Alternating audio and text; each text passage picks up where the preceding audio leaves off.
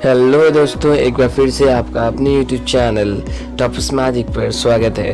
Friends, आज की इस वीडियो में हम आपके हिंदी युवक भारती का जो सिलेबस है उसमें जो आपका 4th चैप्टर है, चौथा पार्ट है जिसका शीर्षक है आदर्श बदला, वही सीखने वाले हैं। जी हाँ फ्रेंड्स, आप सोच रहे होंगे कि सर ने फर्स्ट जो पोएम थी नवनिर्माण उसे स्टार्ट किया, उसे समझाया, उसके बाद डायरेक्टली आप सर अभी 4th वाला चैप्टर पढ़ा रहे हैं। ऐसा क्यों? ऐसा इसलिए फ्रेंड्स क्योंकि हम लोग बोर्ड एग्ज़ाम को ध्यान में रखते हुए कर रहे हैं और इस साल का जो सिलेबस है उसमें आपके लिए 2nd और 3rd चैप्टर जो है, सेकेंड वाला जो चैप्टर है निराला भाई और जो 3rd वाला जो है पोएम कुछ हम नहीं कुछ तुम नहीं आपके सिलेबस में नहीं है।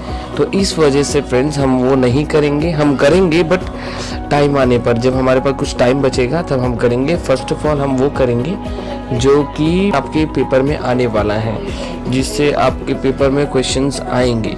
तो चलिए फ्रेंड्स, आज का ये वीडियो शुरू करते हैं और आज के इस वीडियो में हम आपका जो चैप्टर है आदर्श बदला, चौथा चैप्टर, उसका हम लोग परिचय देखने वाले हैं। So friends, let's start our today's video.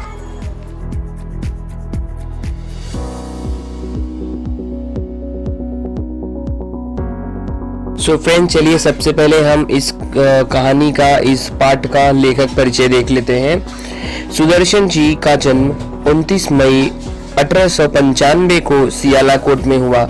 ये जो लेखक है इस कहानी के, इस पाठ के, उनका नाम है सुदर्शन और इनका जन्म हुआ था सियालाकोट में, जो कि वर्तमान समय में आज के टाइम में प्रेजेंटली वो पाकिस्तान में आता है। ये जगह जो है पाकिस्तान में आती है। और अगर बात करें, इनका जन्म हुआ था 29 मई 1895 में। आपका वास्तविक नाम बद्रीनाथ है। ये जो सुदर्शन जी हैं इस पाठ के लेखक हैं, इनका वास्तविक नाम, इनका रियल नेम बद्रीनाथ है।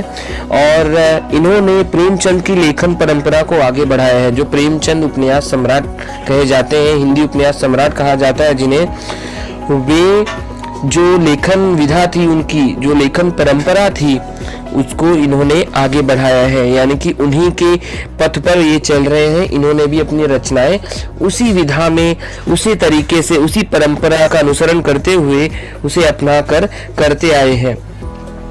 साहित्य को लेकर आपका दृष्टिकोण सुधारवादी रहा है।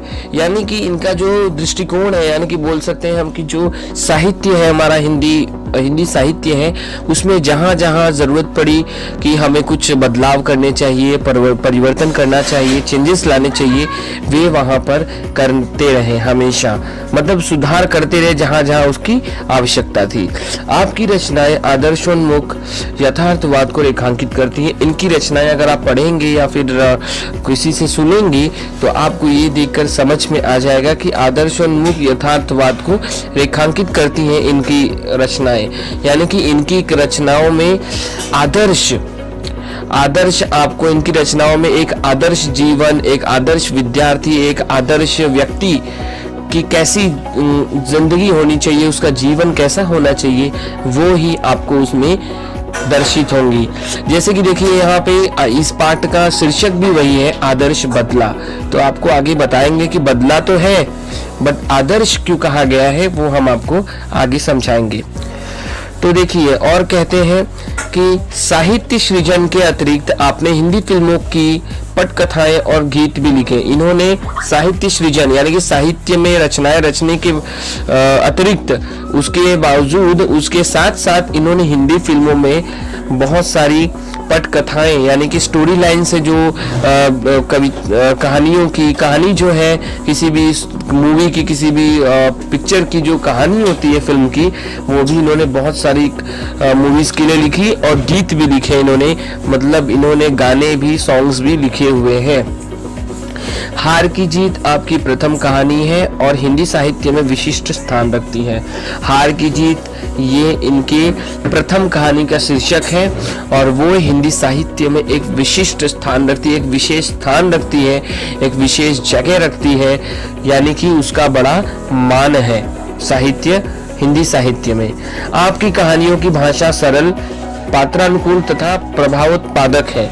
इनकी जो कहानियां हैं, उनकी जो भाषा है वो बेहद सरल, जो हम आम जनमानस को, हम आम लोगों को आराम से समझ में आने वाली है तथा प्रभावोत्पादक है। यानी कि जो भाषा है, जिस भाषा में कहानियाँ लिखते हैं, उसकी जो भाषा है वो बहुत ही प्रभावोत्पादक है। यानी कि अगर कोई पढ़ता है, हम पाठक लोग अगर पढ़ेंगे इनकी कहानियाँ, तो हम पर बहुत ही अच्छा प्रभाव पड़ेगा उसका। हम इफेक्टिव इनकी कहानियाँ रहती हैं। कोई पढ़ता है, कोई सुनता है, तो उसके ऊपर उसका प्रभाव पड़ता है। आपकी कहानियाँ घटना प्रधान है। इनकी कहानियों में आपको जो हमारे आम जीवन में हमारा जो चल रहा है वास्तविक जीवन, उसमें आपको जो भी घटनाएं दिखती हैं, घटित होती हैं, वो उनके दर्शन आपको इनकी कहानियों में हो जाते हैं। रचनाओं में प्रयुक्त मुहावरे आपकी साहित्यिक भाषा को जीवंतता और कथ्य को प्रखरता प्रदान करते हैं। देखिए, इनकी जो रचनाएं हैं, उसमें जो कहते हैं ना, इनकी जो रचनाएं हैं उनमें जो प्रयुक्त मुहावरे हैं, जो ये मतलब प्रयोग करते हैं अपनी रचनाओं में, मुहावरे जो आते हैं, वो इनके साहित्यिक भाषा को, ये जो लिखते हैं, उसको एक जीवंतता प्रदान करते हैं। यानी कि बोल सकते हैं कि ऐसा लगता है कि जो भी ये बोल रहे हैं, जो भी ये लिखे हैं इन्होंने अपनी कविताओं में, कहानियों में, जो भी इनकी रचनाएं हैं, ऐसा लगता है कि सही में वो सभी वास्तविक जीवन में भी वही सब हो रहे हैं, वही सब हो रहा है, वही सब घटित हो रहा है। और इनके जो कथ्य हैं, जो ये कहते हैं, उसको उनको ये प्रखरता प्रदान करते हैं। प्रखरता यानी कि जो ये कह रहे हैं वो एकदम सत्य लगता है। वो किस वजह से? इनकी जो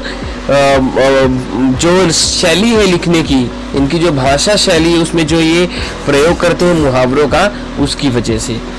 देन आपका निधन 9 मार्च 1967 में हुआ। इनका निधन हो गया था 9 मार्च 1967 में, यानी कि इनकी मृत्यु हो गई थी।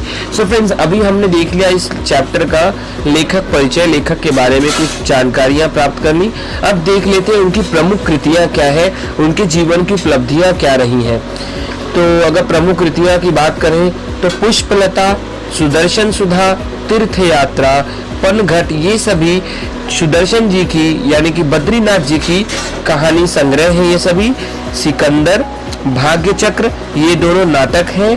भागवती, जो कि इनकी लिखी हुई उपन्यास है, और ऑनररी मजिस्ट्रेट, ये इनकी एक प्रहसन है। तो ये सभी फ्रेंड्स इनकी प्रमुख कृतियां रही हैं। तो चलिए फ्रेंड्स, अब हम देख लेते हैं कि इनकी कहानी की विधा क्या है।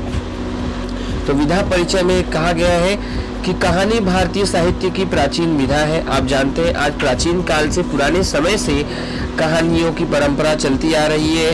लोग कहते आए हैं, लोग लिखते आए हैं कहानियाँ, और हम पढ़ते आए हैं, सुनते आए हैं। आज भी बच्चे अगर सोते नहीं हैं तो उनकी माँ, उनकी दादी, उनकी नानी उनको कहानियाँ सुनाकर, लोरी सुनाकर सुला देती हैं। तो ये परंपरा है, एक हमारे भारतीय परंपरा कह सकते हैं कि भारतीय साहित्य ने हमें चारों ओर से कह सकते हैं स्पर्श किया है। हम कोई भी जो हमारे जीवन का कोना नहीं छूटा होगा, बचा नहीं होगा, जहाँ पर हमें भारतीय साहित्य की झलक ना मिले। कहानी जीवन का मार्गदर्शन करती है, बहुत ही सही बात है। कहानियाँ हम पढ़ते हैं, चाहे वो अकबर बीरबल की हो, चाहे वो बैजू बावरा की हो। आज की जो ये कहानी है वो बैजू बावरा के बारे में है। तो आज हम समझ लेंगे कि क्या इसमें सीखने को मिलेगा हमें। तो ये तो चीज़ें हैं, हम कहानियाँ पढ़ते क्यों हैं? कि हमें उससे सीख मिलती है, शिक्षा मिलती है, सबक मिलता है। तो कहानियाँ एक हिसाब से हमें मार्गदर्शन प्रदान करती हैं, जीवन के प्रसंगों को उद्घाटित करती है। हमारे जीवन में जो प्रसंग घटते हैं, जो भी परिस्थितियाँ आती हैं, वो सभी हमें कहानियों में उनकी झांकी प्राप्त होती है। उनमें मतलब ओपनली वो दिखते हैं हमें। हमारे जो जीवन में चलता रहता है, हम कहानियाँ पढ़ते हैं तो हमें ऐसा लगता है यार यही तो मेरे जीवन में भी चल रहा है। तो हम सबके ही बीच की वो कहानियाँ होती हैं जो लेखक लिखते हैं। मन को बहलाती है। हम कहानियाँ अगर पढ़ते हैं तो कुछ देर के लिए हम बहल जाते हैं, कहते हैं ना, कहानी के रस में हम डूब जाते हैं, बहल जाते हैं। हम अपने कह सकते हैं कि हम वास्तविक जीवन से निकल कर, निष्कासित होकर हम उस कहानी की दुनिया में चले जाते हैं। अतः कहानी विधा का विभिन्न उद्देश्यों के अनुसार वर्गीकरण किया गया है। देखिए, जैसे हमारे जीवन में अलग अलग डिविजन्स है, अलग अलग सेक्टर्स है, अलग अलग कैटेगरीज है, वैसे ही कहानियों की भी बहुत सारी कैटेगरीज होती है। जैसे कि आप सब जानते हैं, जो भूतों की कहानी होती है, भूत राजाओं की कहानी होती है, जिसमें हम भूत प्रेत की बात करते हैं, वो डरावनी कहानियाँ होती हैं, तो उनका एक अलग कैटेगरी है, ठीक है, उन कहानियों की, उनकी एक अलग वर्गीकरण है उनका। और दूसरा अगर हम बात करें, उसके बाद कुछ कहानियाँ ऐसी जिसमें प्यार, मोहब्बत, प्रेम की बात होती है, स्नेह की बात होती है, तो उसमें हो गया, वो एक अलग कैटेगरी हो गई। उसके बाद अगर हम बात करें, कुछ हम देश प्रेम, देशभक्ति की कहानियाँ होती हैं। अगर हम कोई कहानी अगर हम पढ़ते हैं सुभाष चंद्र बोस के बारे में, या फिर हम अगर बात करें गांधी जी के बारे में, या फिर हम बात करें अब्दुल कलाम जी के बारे में, या फिर हम बात करें भगत सिंह के बारे में, तो इन सब के बारे में अगर हम कहानियाँ पढ़ते हैं तो वो देशभक्ति की कहानियाँ होती है, तो ये भी एक अलग कैटेगरी है। तो यहाँ पर यही कहा गया है कि अतः कहानी विधा का विभिन्न उद्देश्यों के अनुसार वर्गीकरण किया गया है। तो यहाँ पे अलग अलग कैटेगरी बनाई गई है कहानियों में भी। सरल सीधी भाषा, मुहावरों का सटीक प्रयोग, प्रवाहमान शैली कहानी की प्रभावोत्पादकता को वृद्धिंगत करती है। तो आप समझ जाइए कि ये जो कहानियाँ जो रहती हैं, उनमें जो सरल सीधी भाषा होती है और उसमें जो मुहावरों का जो प्रयोग किया जाता है सही समय पे, सही वक्त पे, जिन मुहावरों का प्रयोग होना चाहिए वो वहाँ पर होती है, उनका वहाँ पर प्रयोग किया जाता है।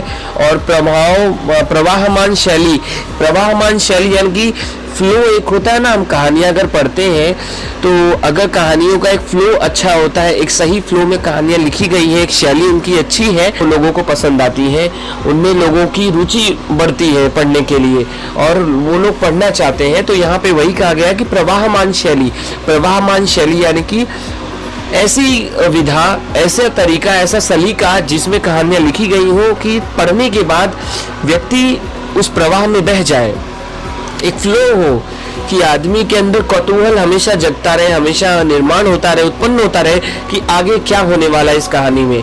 तो उस तरह से पाठक कहते हैं ना, पूरी रुचि के साथ, पूरे मन से वो कहानी पढ़ता है। तो फ्रेंड्स, यहाँ पर यही कहा गया है। तो ये सभी चीज़ें जो है, ये सभी आपको सुदर्शन जी की कहानियों में, उनकी रचनाओं में दिखेंगी। इसी वजह से इनकी कहानियाँ बहुत ही प्रभावोत्पादक हैं लोगों पर, पाठकों पर, हम रीडर्स पे बहुत ही ज़्यादा प्रभाव पड़ता है। अब हम पाठ परिचय की बात कर लेते हैं कि इस पाठ में क्या है, इस कहानी में क्या है। तो कहा गया है कि प्रस्तुत पाठ में लेखक ने बदला शब्द को अलग ढंग से व्याख्यायित करने का प्रयास किया है। इसके पहले मैंने बोला था कि बदला तो है यहाँ पर, बट आदर्श बदला कहा गया है। लेखक का क्या यहाँ पर तात्पर्य है आदर्श बदला से, तो इसमें लेखक ने बदला को एक अलग तरीके से समझाने की कोशिश की है, उसे समझाने की अलग ढंग से व्याख्यायित करने की कोशिश की है, हम सबके बीच प्रस्तुत करने की कोशिश की है। यदि वह बदला किसी के मन में उत्पन्न हिंसा को समाप्त कर उसे जीवन का सम्मान करने की सीख देता है तो वह आदर्श बदला कहलाता है। जी हाँ फ्रेंड्स, अगर बदला जो शब्द है वो सुने होंगे तो आप सोचे होंगे किसी को परेशान करना, किसी ने मुझे मारा मैं भी उसे मार दूंगा, किसी ने मुझे परेशान किया मैं भी उसे परेशान कर दूंगा, तो मेरा बदला पूरा हो जाएगा, मेरा प्रतिशोध पूरा हो जाएगा। किंतु यहाँ पर वैसा नहीं है फ्रेंड्स, यहाँ पे आदर्श बदला, इसी वजह से ये बदला नहीं है, इस चैप्टर का शीर्षक है आदर्श बदला। तो आदर्श बदला वही कहलाता है जो किसी के मन की जो हिंसा है उसे समाप्त कर, उसे खत्म करके हम उसके जीवन में उसे जीवन का सम्मान करने की सीख दें, उसे शिक्षा दें कि आप जीवन का सम्मान करिए, बिना उसे कष्ट पहुंचाए, बिना उसे दुख पहुंचाए, तो वही एक आदर्श बदला कहलाता है। इस कहानी में क्या है कि जो ये बैजू बावरा है, आप सभी जानते होंगे, नहीं जानते होंगे तो मैं बता देता हूँ। बैजू बावरा एक बहुत बड़े संगीत सम्राट कहे जाते हैं और ये जो कहानी है, ये कहानी तब के समय की है जब हमारे देश पर, हमारे भारतवर्ष पर अकबर नामक शासक का शासन चलता था। यहाँ पर जलालुद्दीन अकबर का शासन चलता था, उनका राज चलता था चारों ओर हमारे देश में। तो उस समय की ये कहानी है। तो उन्हीं के 9 रत्नों में से एक है तानसेन। तो तानसेन जो है, इन्होंने बैजू बावरा जो है, बैजू बावरा के पिताजी को, बैजू बावरा के पिताजी को उन्होंने दंड सुनाया था, मृत्यु दंड घोषित किया था। तो बताता हूँ आपको आगे इस कहानी में क्यों मृत्यु दंड मिला था बैजू बावरा के पिताजी को तानसेन द्वारा। तो यहाँ पे कहा गया कि कलाकार को अपनी कला पर अहंकार नहीं करना चाहिए, कला का सम्मान करना कलाकार का परम कर्तव्य है। सही बात कही गई है कि कलाकार को अपनी कला पर अहंकार नहीं करना चाहिए, क्योंकि जिस दिन आप अहंकार करते हो उसी दिन आपकी जो कला है, आपकी जो विद्या है, आपका जो ज्ञान है वो नष्ट हो जाता है, वो क्षीण हो जाता है। तो आपके पास कुछ भी है, ईश्वर ने कुछ भी प्रदान किया है, आपको वरदान में दिया है, आपने कहीं से भी सीखी है, आपको उस पर घमंड नहीं करना चाहिए, उस पर आपको अहंकार नहीं करना चाहिए। और यही एक सच्चे कलाकार की निशानी है, एक परिचय है कि वो अपने कला पर कभी भी घमंड नहीं करता। जो एक सच्चा कलाकार है वो हमेशा अपनी कला का सम्मान करता है। यहाँ पे जो कहानी है उसमें क्या है कि बचपन में जो बैजू बावरा थे, उनके पिताजी गाना गाते हुए आगरे के महल के आसपास पाए गए थे। आगरा जो है, जो कि आज के समय में दिल्ली में है, तो वहाँ पर वो पाए गए थे। तो जो तानसेन है, इस वजह से तानसेन ने उन्हें मृत्यु दंड की घोषणा की थी, उनके लिए मृत्यु दंड दिया था उन्हें। फिर बाद में बैजू बावरा को पता चला कि तानसेन ने उन्हें मृत्यु दंड दिया है उनके पिताजी को। तो उस समय वो कुछ नहीं कहते हैं, वो चले जाते हैं। उसके बाद एक समय आता है कि वो तानसेन को संगीत प्रतियोगिता में हराकर, उन्हें पराजित करके वे उन्हें जीवन दान देते हैं, उनको मृत्यु नहीं देते हैं। चाहते तो वो उन्हें मृत्यु दे सकते थे, क्योंकि उनके हाथ में सब कुछ था, उन तानसेन का जीवन उनके ही हाथ में था। तो यहाँ पे यही कहा गया है। तो आगे देखते हैं कि इस आदर्श बदला जो ये कहानी है, इसमें वास्तविक जो कहानी है वो पूरी संपूर्ण कहानी क्या है, तो आपको समझ में आएगा। तो अगली वीडियो में आपको इस चैप्टर की पूरी कहानी हम आपको समझाने वाले हैं। तो तब के लिए आप देखते रहिए टॉपर्स मैजिक। और अभी तक आपने हमारे चैनल को सब्सक्राइब नहीं किया है तो प्लीज़ अभी सब्सक्राइब कर दीजिए, क्योंकि इससे हमारा कॉन्फिडेंस, हमारा मनोबल बहुत बढ़ता है और हम वीडियोस लाने के लिए, बनाने के लिए प्रेरित होते रहते हैं। So please subscribe to our channel and don't forget to hit the bell icon. So friends, thank you for watching this video और अपने दोस्तों के साथ शेयर करना ना भूलिएगा ये वीडियो।